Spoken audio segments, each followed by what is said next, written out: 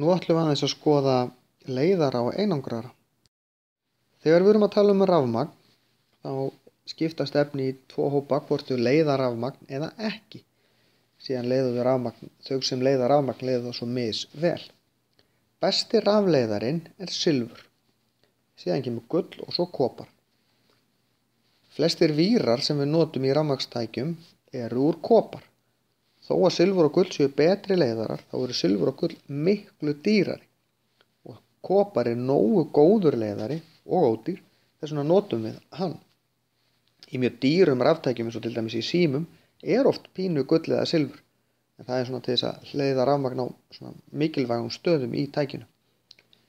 Stundum er til dæmis aftan á góðum græjum, þá eru tengin stundum silfurhúðuð eða jafnvel gullhúðuð. Best væri að hafa þetta úr silfri, en það er svona pínu snobb að hafa þetta líka kannski úr gulli. Þau efni sem leiða rafmagn vel eru almennt bara málmar. Það eru fá efni önnur en málmar sem leiða rafmagn, sérstaklega ekki í föstu formi. Vatn sem dæmi leiðir rafmagn illa. Það er ekki nema við sem með salt eða eitthvað steinefni í vatninu, þá leiða þau rafmagn mjög vel.